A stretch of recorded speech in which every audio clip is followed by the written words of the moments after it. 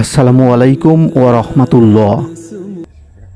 প্রাকৃতিক দুর্যোগ সহ সব বিপদই মানুষের জন্য মহান আল্লাহর পরীক্ষা। এসবের মাধ্যমে মহান আল্লাহ তাআলা মানুষকে সতর্ক করেন এবং পরকালের শাস্তির কথা স্মরণ করিয়ে দেন। মানুষ যত উপায়ই অবলম্বন করুক, আল্লাহ না চাইলে বিপদ থেকে বাঁচার কোনো উপায় নেই।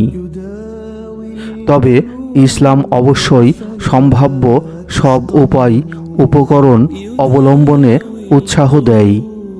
পাশাপাশি আল্লাহর উপর ভরসা করা এবং তার কাছে দোয়া করাও মুমিনের কর্তব্য।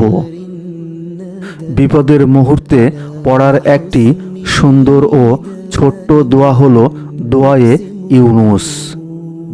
এই দোয়ার বরকতে আল্লাহর নবী ইউনুস আলাইহিস সালামকে তিনি মাছের পেট থেকে মুক্ত করেছিলেন, যার অর্থ আপনি ছাড়া কোনো উপাস্য নেই, আপনি পবিত্র, আমি তো সীমা লঙ্ঘনকারী।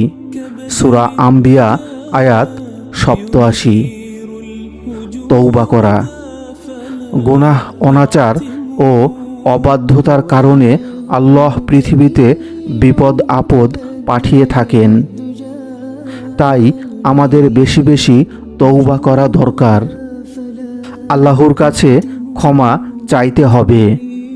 মহান আল্লাহ তাআলা বলেন, জলে স্থলে বিপর্যয় ছড়িয়ে পড়েছে, যা মানুষের হাতেরই কামাই।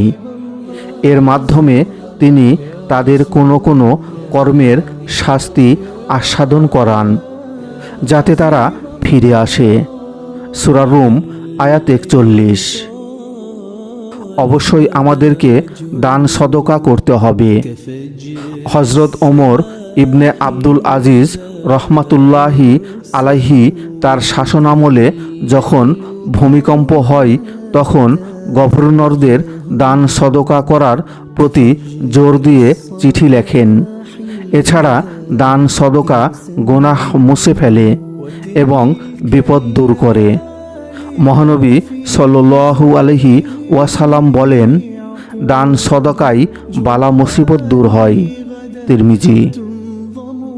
মহান আল্লাহ তাআলা মুসলিম উম্মার সকল নর এবং নারীকে আমলগুলো করার তৌফিক দান করুন এবং আমাদেরকে সকল বিপদ আপদ থেকে রক্ষা করুন।